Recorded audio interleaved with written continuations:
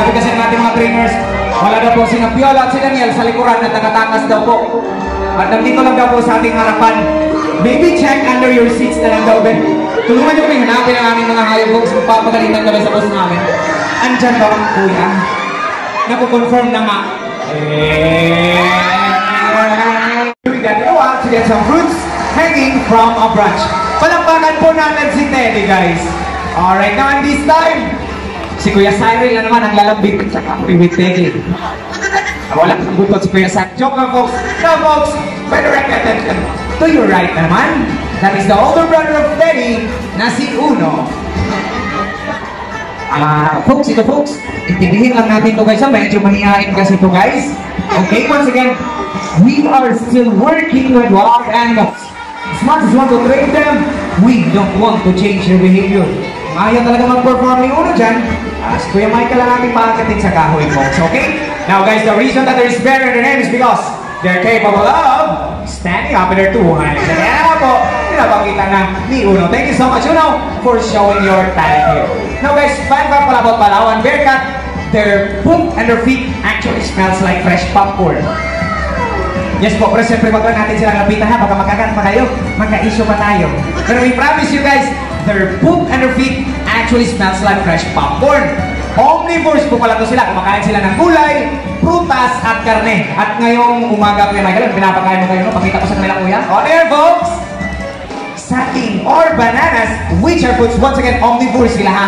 May tanong ko sa inyo, anong klaseng hayop ang kumakain ng herbs or grasses? Herbivore, correct. How about karne or meat? Carnivores. How about herbs, grasses at karne? Omnivores, perfect. Ito last question, anong klaseng hayop ang kumakain ng fruits or prutas?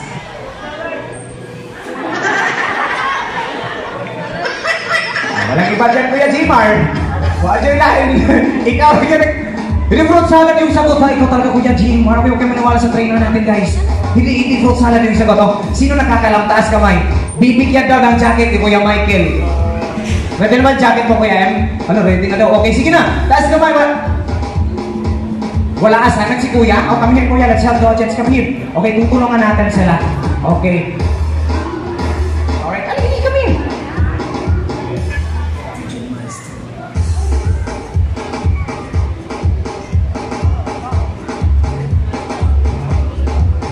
Now, Kuya, anong klaseng hayop ang kumakain ng fruits or prutas?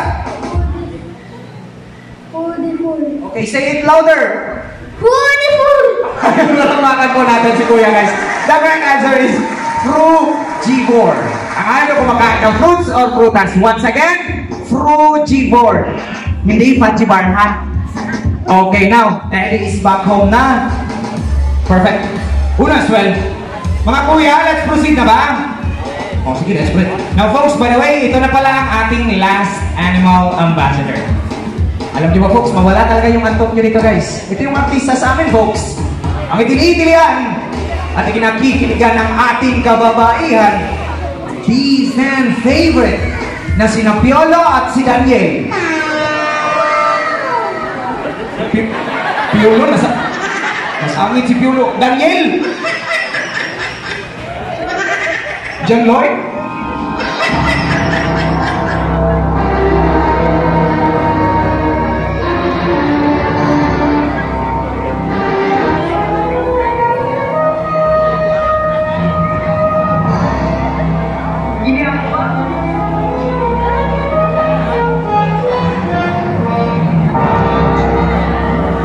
Kuya, ba't hindi kayo nagsabi sa akin mas maaga mga kuya para makapag-repair ako sa kanila mga kuya? Nagpapawisan na ako dito. Kanina pa mga kuya? Folks, once again, paulit-ulitin ko itong sabihin sa inyo. Once again, we are still working with wild animals. As much as we want to train them, we don't want to change their behavior. Sabi kasi ng ating mga trainers, wala daw po si Piola at si Daniel sa likuran at nakatakas daw po. At nandito lang daw po sa ating harapan. Maybe check under your seats na lang daw, Ben. Tulungan niyo kami hanapin ang aming mga hayop folks. Magpapagalitan kami sa boss namin. Andyan ba ang kuya? Nakukonfirm na nga.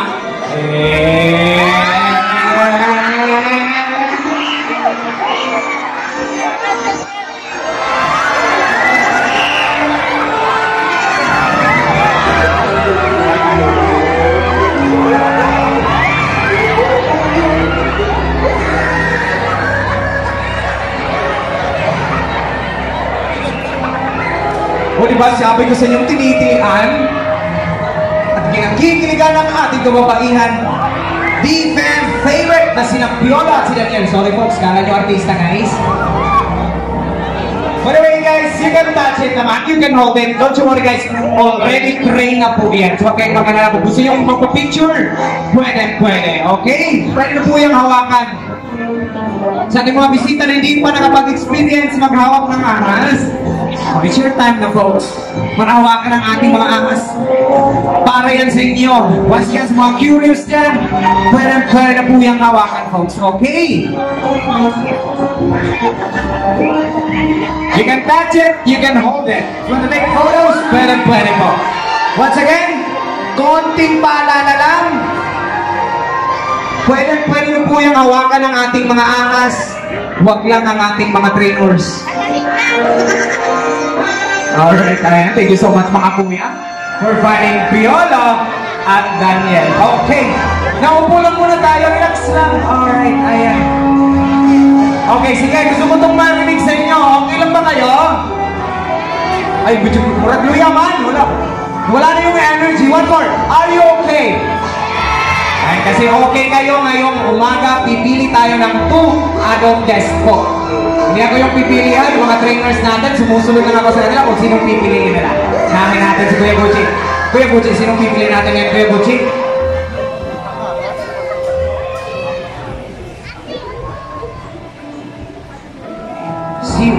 Si ma'am daw, Kuya Jimar. Black na siya, yes, wear black, okay? Yes. Brown your bag. Okay, come here, ma'am. Okay. Ma'am, here's the stage. Okay. Ayan, folks, palapakan po natin si ma'am, please. Alright. Okay, ma'am, sayang yung opportunity.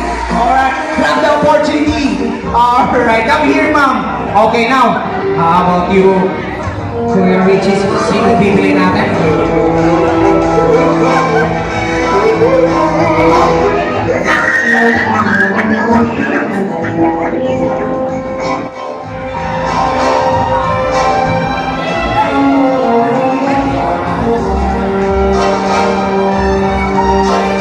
Si ma'am daw na naka-blue. Yes, Ate Richie. Okay, ma'am, dito na po tayo. Sige na, sulitin na po. Pasok ko sa Davao Promenade Park at sayang 315. Alright, come here, ma'am. Ay, folks, palapakan po natin si ma'am, please. Alright. Okay, now, dito tayo. Okay, now, before we meet Viola at Daniel, syempre, kilalanin natin ating dalawang bisita. Unahin natin si ma'am. Come here. Ma'am, introduce yourself. What is your name and where are you from? My name is Jennifer and from India. Ma'am Jennifer? From India. Okay, Ma'am Jennifer from India. Okay, palapakan po natin, guys. Alright, now how about you, Ma'am? What is your name and where are you from? My name is Mary Lila Diabli from Santa Cruz. Mary Lila from Santa Cruz. Okay, palapakan po natin, folks. Santa Cruz. Once again, India, Santa Cruz, India. Now, girls, are you ready? Alright, now, girls, meet our gentle giants. Okay? And okay, you can touch it naman po. Alright, now guys, once again, this is our gentle giants, ang ating mga Burmese python with the scientific name of Python pinnitatus. They are the 3rd largest species snakes in the world because they can reach up to 24 feet long and 90 kilograms. So Viola is nasa 3 to 4 kilograms at Daniel is nasa 8 to 9 kilograms. So okay, now, nahin natin si Ma'am from India. Now Ma'am, come here. Alright, now Ma'am, who are you with? Hello friends. Mabuhay pa rin friends. Now friends, take a lot of video photos for her please. Okay, now Ma'am, show your Valentina pose. Okay, grab the opportunity Ma'am. Alright, now, show your Valentina pose. Okay, friends, once again, take a lot of beautiful photos for her, please. Okay, and you can take photos, videos. Alright. Okay, now, we should be good now, friends. Hello? Okay, we should be good na ata, Kuya Gucci. Okay, alright. Okay, now, Ma'am, thank you so much for participating. You can take back to your seats. Okay, pagpakad po natin si Ma'am, guys, from India. Alright, now ito si Ma'am from Santa Cruz. Okay, relax ka lang Ma'am. Na Ma'am, sino pong kasama natin? Who are you with po? Saan si ate? Okay, hello ate! Mabuhay pa rin ate. Now ate! Watch this. Okay, relax ka lang. Ate, ha? Okay, now, ate. Once again, take a lot of billboard photos for her, please. Now, ate, relax ka lang. Don't you worry. Non-venomous naman po ang ating mga ahas. So, hindi nakakamatay ang kanilang kagat. Pero, constrictor, meaning, sasakalin nila yung pagkain bago lalamunin ng buo at mukhang gutom po yan ang ating mga ahas, ate. Okay, joke lang. Okay, once again, ate, take a lot of beautiful... Alam folks, sa pag-checking natin, sumobra na kasi kami sa aming show. Guys, mga trainers natin hindi pa nakapag-breakfast, so kailangan muna namin mag-break in 15 minutes.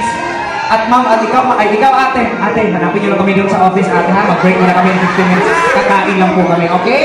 Alright, now, guys, mag-break muna kami in 15 minutes. Dagan kayo, salamat. Babalik lang po kami. Ay, joke lang po yan. Nabibigatan daw si ma'am. Okay, wait lang. Kaya namin ha. Okay, pasensya. Ate. Okay. Wala na kumuto pa na Kuya Richie. Ikaw talaga. O saan mong pamahaw? Ganina. Alright. Okay, now. Ate, thank you so much, ate. You can take back to your seat na. Palapakan po natin si ate. At syempre si ma'am from India, folks. Alright. Now guys, here in Davao Crocodile Park and Zoo, we have a mission. That is to protect, to preserve, and to educate people about these lovely animals. The moment that you enter these facilities, you are not just here to take some photos or videos of our animals. You are already helping us with our mission. That's why, a round of applause for yourself, please. Siyempre, pakilala ko sa inyo ang mga poging trainers, Kuya Richie, Kuya Gucci, Kuya Jimar, Kuya Michael, Kuya Dexter, Kuya Sarah, at siyempre natin magandang tour guide na si Ate Christine at doon si taas na si Kuya Prince. So once again folks, my name is Kuya Poy. We are Davao Crocodile Park and Zoo, working with nature for a better future. Mabuhay po leo, daghang kayang salamat sa inyong tanan.